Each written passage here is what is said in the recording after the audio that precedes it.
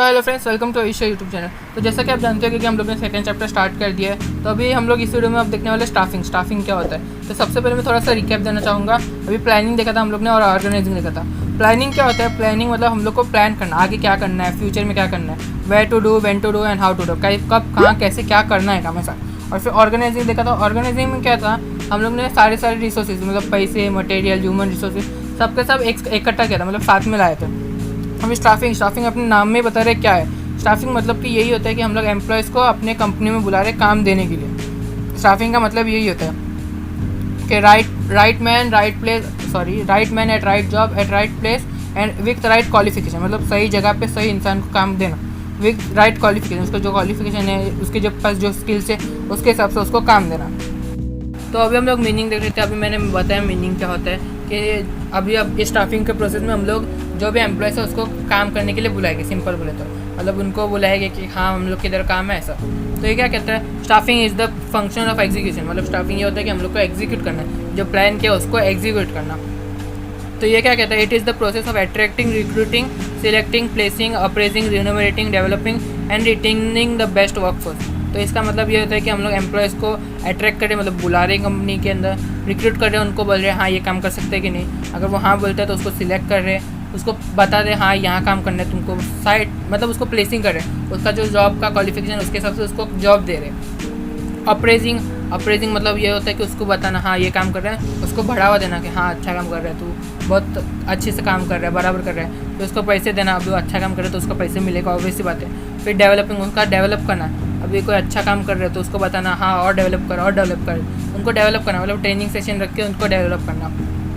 और फिर retaining the best workforce, मतलब कि अच्छे से अच्छा काम को निकलवाना जितना हो सकता है उतना। तो इसका मतलब ये होता है, मैंने जैसा कि बताया कि स्टाफिंग में हम लोग यही बुला रहे एम्प्लॉयज़ को कि काम करने को, वो हाँ बोलते हैं, उसको स्टाफिंग के मतलब सही पोजीशन पे रखते हैं, उसको पैसे देते हैं। यही होता है स्टाफिंग का प्रोसेस। तो ये क्या कहता है, एक मिनट, हाँ ये देखो ये क्या कहता है, overall growth and success of every venture is based on appropriateness of staffing function. इसका मतलब यही होता है कि जो भी एक कंपनी रहती है उसका स्टाफिंग अच्छा रहेगा तो छोटी कंपनी क्यों ना, उसका वो बहुत मतलब टॉप लेवल पे चली जाएगी वो कंपनी। लेकिन अगर बड़ी कंपनी उसका स्टाफिंग अच्छा नहीं है तो वो डूब जाएगी। वो स्टाफिंग के ऊपर निर्भर करता है। अभी जैसे कि स्टाफिंग बहुत, मैंने जैसे बताया, स्टाफिंग अच्छा है ना तो जितनी अच्छी कंपनी होगी, मतलब स्टाफिंग अच्छा है तो अच्छी कंपनी होगी, ऑब्वियस सी बात है। स्टाफिंग अच्छा है तो वो बहुत बड़ी कंपनी से डील करेगी और वो बहुत बड़ी हो जाएगी, मतलब बहुत बड़ी। जैसे कि अभी कोई छोटी कंपनी है, उसका स्टाफिंग बहुत अच्छा है तो उसके मार्केट में नाम होगा, सब प्रोडक्ट उसके अच्छे बिकेंगे और फिर उसका क्या बोलते हैं, ग्रोथ होती रहेगी, बहुत ज़्यादा ग्रोथ होती रहेगी। लेकिन अगर वो बहुत बड़ी कंपनी है, उसने स्टार्टिंग में बड़ी कंपनी खोल दिया और स्टाफिंग अच्छी नहीं है तो फिर वो डूब जाएगी, 100% चांसेस है वो डूब जाएगी। तो जब स्टाफिंग का प्रोसेस है तो हम लोग है ना स्टाफ कैसे करते हैं, उसके स्किल्स के ऊपर से देते हैं। अभी कोई है, अभी आपको अकाउंटिंग आता है तो अकाउंटिंग को जिसको आता है तो अकाउंटिंग का ही हम लोग देंगे। अभी अकाउंटिंग का अगर जगह खाली नहीं, उसको नहीं बोलेंगे हाँ तेरा लिए काम नहीं है तो निकल जा। लेकिन अकाउंटिंग के लिए जगह है तो अकाउंटिंग आता है तो ले लेंगे उसको, ऐसा मतलब उसके स्किल्स के हिसाब से उसको काम देना, सिंपल हो गया। तो देखो यहाँ पे क्या कहता है, the need of staffing arise since the initial period of organization. अभी इनिशियल पीरियड रहता है ना, उस टाइम से ही स्टाफिंग की नीड होती है। अभी कंपनी स्टार्ट हो गई तो स्टाफिंग चाहिए। Due to promotion, transfer, expansion, retirement, resigning, accident, death of the employees etcetera. अभी स्टाफिंग जो प्रोसेस रहता है ना वो हमेशा चलता रहेगा। क्यों करके अभी स्टाफिंग हम लोग को हमेशा चाहिए। अभी कोई मर गया या कुछ हो गया, कोई एक एम्प्लॉय हो गया तो उसकी जगह दूसरे एम्प्लॉय को लाना पड़ेगा, तो स्टाफिंग हमेशा होता रहेगा। In this context staffing function plays very important role in organization. तो स्टाफिंग जो रहता है वो इंपॉर्टेंट रोल अदा करता है कंपनी के अंदर। तो ये क्या कहता है, right person at right job with right pay is the basic principles of staffing. जैसा कि मैंने बताया, सही इंसान को सही जॉब देना विद सही पैसे के साथ, मतलब सही पे के साथ, उसको अच्छा काम देना, मतलब उसके क्वालिफिकेशन के हिसाब से उसको काम देना। हम लोग डेफिनेशन देख लेते हैं। अभी डेफिनेशन पर्सनली मेरे को लूथर गुलिक का ईजी लगता है और हम लोग को ये पॉस्ट्रॉप जो कीवर्ड है फंक्शंस ऑफ मैनेजमेंट का, वो भी हम लोग को लूथर गुलिक ने दिया है। अगर आपको ईजी लगता है तो याद करो, नहीं लगता है तो कोई दूसरा याद करो, लेकिन याद ज़रूर करो क्योंकि ये 2 मार्क के लिए आता है। अभी देखो लूथर गुलिक क्या कहते हैं, Staffing is the whole personal function of bringing in and training the staff and maintaining favorable condition of work. इसका मतलब ये होता है कि हम लोग जो स्टाफ है, स्टाफ को बुलाते हैं कंपनी में, उसको अच्छा कंडीशन देते हैं उसका काम करने के लिए। अभी जैसे बड़ी बड़ी कंपनी जैसे गूगल है, अभी गूगल के हर एक ऑफिस में मतलब जितने भी एम्प्लॉयज़ हैं उनको अच्छा क्या बोलते हैं फैसिलिटी मिलती है। कुछ टाइम पे हर एक टाइम पे कैंटीन मिलती है, मतलब ऐसे उनको ऐसा देखा जाता है कि उनको घर के जैसा माहौल देते हैं कि घर के अंदर उन लोग काम करें ऐसा। तो उनको अच्छा कंडीशन देना, सिंपल बोले तो अभी आपको जो इजी लगता है याद करो। अभी अगर आपको एक्सप्लेनेशन चाहिए तो मुझे कमेंट करो, मैं तीनों एक्सप्लेन कर दूंगा। लेकिन मेरे को लगता है कि आप लूथर गुलिक का ईजी करोगे, सॉरी याद करोगे। तो लूथर गुलिक का मैंने आपको बता दिया क्या होता है। अभी हम लोग इंपॉर्टेंस ऑफ स्टाफिंग देख लेते हैं। अभी इंपॉर्टेंस ऑफ स्टाफिंग है या नीड ऑफ स्टाफिंग है, एक ही बात है, मतलब एक ही आंसर लिखना है। तो अब ये क्या कहता है, इफेक्टिव मैनेजरियल फंक्शन। तो staffing is the key of effective performance of other function of management. अभी जो अदर फंक्शन है मतलब इसके बाद वाले फंक्शन, कोऑर्डिनेटिंग, कंट्रोलिंग। अभी स्टाफिंग अच्छा नहीं रहेगा तो आगे वाले जो भी फंक्शन है उसका आउटकम अच्छा नहीं आएगा। तो ये मतलब क्या बोलते हैं, एक जरिया है। अभी स्टाफिंग अच्छा होगा तो अच्छा आउटकम आएगा। Competent workforce can work effectively in different function area. Competent मतलब कैपेबल। अभी जो कैपेबल वर्कफोर्स है उसको अच्छे से काम देना, उसको बताना कि ये काम करना है, अलग अलग डिपार्टमेंट के अंदर बताना है उसको क्या काम करना है, अलग अलग फंक्शन एरिया में बताना कैसे काम करना है, क्या करना है, कब करना है काम, ये सब बताना। तो क्या वो इफेक्टिवली काम कर सकते हैं। अभी मैंने बता दिया अकाउंटिंग है, अकाउंटिंग में बार बार बोल रहा हूँ। अभी अकाउंटेंट है तो उनको बताना क्या काम करना है, उसको मालूम है अकाउंटिंग का काम करना है, लेकिन कहाँ काम करना है, कब करना है काम, उसको ये सब मालूम रहना चाहिए और वो इफेक्टिवली काम कर सकता है। उसको सब मालूम है तो इफेक्टिवली काम कर सकता है। Outcome of other function is based on effectiveness of staffing. अभी स्टाफिंग अच्छा है तो अदर फंक्शन का आउटकम अच्छा आएगा।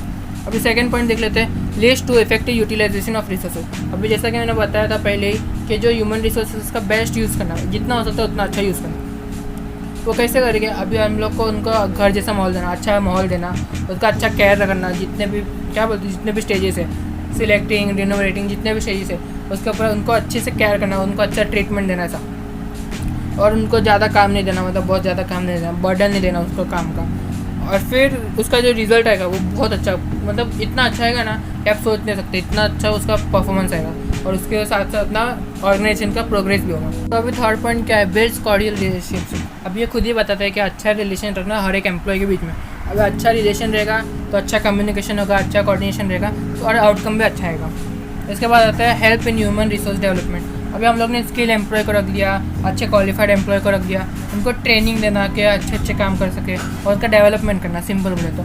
और डेवलप करेंगे तो अच्छा आउटकम आएगा, उनका फंक्शन अच्छा होगा, उनका जो परफॉर्मेंस रहेगा इंक्रीज़ होगा और जो क्या बोलते हैं ऑर्गेनाइजेशन का फंक्शन रहता है वो स्मूथ होगा, एकदम अच्छे से होगा। और फिर फिफ्थ पॉइंट क्या है, helps in effective use of technology in other resources. अभी जो टेक्नोलॉजी है उसका और अदर रिसोर्सेज उसका अच्छे से अच्छा यूज़ करना। Train employ can use the latest technology, capital, material, method of work effectively. अभी जैसे कि मैंने बताया जो भी टेक्नोलॉजी है, जो भी है कैपिटल वगैरह, वो अच्छे से यूज़ कर सकते हैं अगर उनको ट्रेन किया जाए तो। अभी इसको ट्रेन नहीं है तो वो अच्छा काम नहीं कर पाएंगे, ऑब्वियसली बात है, उनको लेटेस्ट टेक्नोलॉजी के बारे में पता ही नहीं है। अभी आप किसी जूनियर इंसान को मतलब क्या बोलते हैं ओल्ड एज को दे रहे हो तो उनको बोलेंगे कि स्मार्टफोन में क्या क्या है, ऐसा ज़्यादातर चांसेस रह रहेंगे कि उनको पता नहीं। कुछ लोग मालूम रहता है लेकिन ज़्यादातर चांसेस रहते हैं उनको मालूम रहता कि स्मार्टफोन में क्या करते हैं, कैसे करते हैं, वीडियोस कैसे देखते हैं, सब मालूम नहीं रहता। तो अभी ट्रेन उनको करेंगे, हम लोग ट्रेन करेंगे उनको कि हाँ ऐसे यूज़ करना। जैसे कि आपने देखा रहेगा कि कुछ लोग सिखाते हैं कि कैसे ट्रेन करना है, कैसे मोबाइल यूज़ करना है। अगर उनको ट्रेन करें कि कैसे काम करना है तो वो अच्छे से काम कर सकते हैं, लेटेस्ट टेक्नोलॉजी का भी यूज़ अच्छे से कर सकते हैं। Helps in building competitive strength of the organization. अभी ये क्या कहता है, हम लोग को ये जो स्टाफिंग है वो हेल्प करता है कॉम्पिटिटिव स्ट्रेंथ बनाने में। कंपटीशन अच्छा रहता है। अभी जैसे कि आपको पता रहेगा अभी पूरे एरिया में सिर्फ एक ही दुकान है खाने की, अगर वो एक दुकान खुली है तो एक ही जगह पे बहुत सारे लोग हैं। अभी वो जो भाव बोलेगा उसी भाव में वो बिकेगा सामान। लेकिन अगर बहुत सारे लोग हैं, बहुत सारे लोग सेम चीज़ बेच रहे हैं और तो क्या प्राइस क्या बोल रहे, सबको प्राइस कम करना पड़ेगा, जो प्राइस है उसके हिसाब से बेचना पड़ेगा। अभी जैसे कि अभी कोई हैंडमेड कपड़े बेच रहे हैं, अभी सब लोग बेच रहे हैं, अभी एक ही दुकान है तो उसका जो भाव रहेगा वो बोलेगा 1000 रुपये, 10,000 रुपये, उसके भाव के देना पड़ेगा। बहुत सारे हैं तो उनको क्या है, अभी 1000 दे रहे तो सोचेगा, दूसरा सोचेगा कि 900 में देते हैं, तीसरा सोचेगा 800 में देते हैं, ऐसा तो कंपटीशन बढ़ेगा और सबके भाव ऑटोमेटिकली कम होंगे। तो कॉम्पिटिटिव स्ट्रेंथ बनाने में मदद करता है staffing. Helpful in improving standard of work and productivity in terms of quality and quantity. अभी अच्छे स्टाफिंग है, अच्छे एम्प्लॉयज़ है, सब कुछ अच्छा है तो हम लोग का क्वालिटी बढ़ेगा प्रोडक्ट का, उसकी क्वांटिटी भी बढ़ेगी क्योंकि बहुत सारे वर्कफोर्स रखेंगे, बहुत अच्छे से काम कर रहे हैं तो क्वांटिटी भी बढ़ेगी और क्वालिटी भी बढ़ेगी। तो अभी 6 पॉइंट क्या है, इम्प्रूव एफिशिएंसी। अभी हम लोग ने अच्छा से अच्छा क्या बोलते हैं ट्रेनिंग दे दिया एम्प्लॉयज़ को, उनका डेवलपमेंट कर दिया, तो उनकी एफिशिएंसी ऑटोमेटिकली बढ़ जाएगी। तो ये क्या कहते हैं, अगर हम लोग ने प्रॉपर सिलेक्शन किया तो हम लोग को क्वालिटी एम्प्लॉयज़ मिलेंगे, और प्रॉपर ट्रेनिंग दी उन लोग को तो हम लोग को बेस्ट परफॉर्मेंस मिलेगी। तो अभी 7 पॉइंट क्या कहते हैं, लॉन्ग टर्म इफेक्ट। अभी हम लोग के जो क्वालिफाइड एम्प्लॉयज़ है वो हम लोग के लिए एसेट है, तो क्या हम लोग को ये है ना लॉन्ग टर्म में फ़ायदा देगा, अच्छे से अच्छा फ़ायदा देगी। लंबे समय तक उन लोग काम करेंगे तो बहुत अच्छा फ़ायदा मिलेगा। अभी 8 पॉइंट क्या कहते हैं, essential contribution, continuity and growth of organization. अभी ऑर्गेनाइजेशन है उनका ग्रोथ हो रहा है क्योंकि क्या अच्छे से अच्छे एम्प्लॉय रखे हम लोग ने। Selection is based on ability of prospective employ. हम लोग ने सिलेक्ट किया उनके क्वालिफाइज मतलब स्किल के हिसाब से उनको हम लोग ने सिलेक्ट किया। Organization and meet the future challenge wisely. अभी हम लोग ने अच्छे से अच्छे एम्प्लॉय रख दिया तो जो चैलेंज आएगी हम लोग को फ्यूचर में वो भी हम लोग इजीली सॉल्व कर पाएंगे। तो क्या हम लोग का एसेंशियल कंट्रीब्यूशन होगा। Therefore the contribution of staff in their future roles is taken into account in staffing function. इसका मतलब ये होता है कि हम लोग को अच्छे से अच्छा फ़ायदा मिलेगा आगे जाके।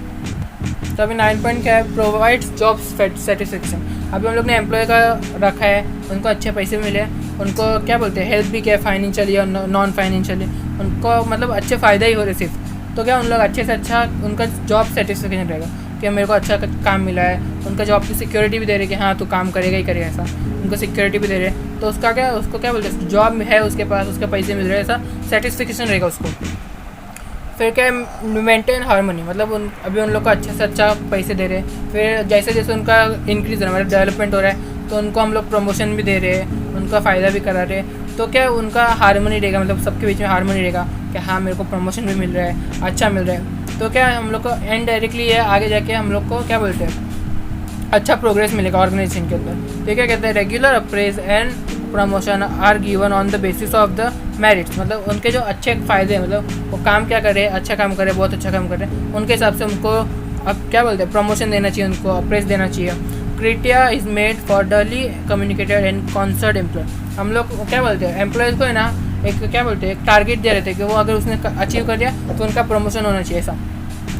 It bring peace and harmony in organization. तो ये हम लोग ने किया है, तो इसके लिए हम लोग को पीस और हार्मनी मिलता है ऑर्गेनाइजेशन के अंदर। तो thanks for watching this video. अगर कुछ सवाल है तो नीचे कमेंट कीजिए, और अभी भी कुछ डाउट है, कुछ भी डाउट है बीच में या फिर पिछले लेसन में, तो मुझे कमेंट करके पूछिए और मुझे इंस्टाग्राम पे भी फॉलो कर लेना।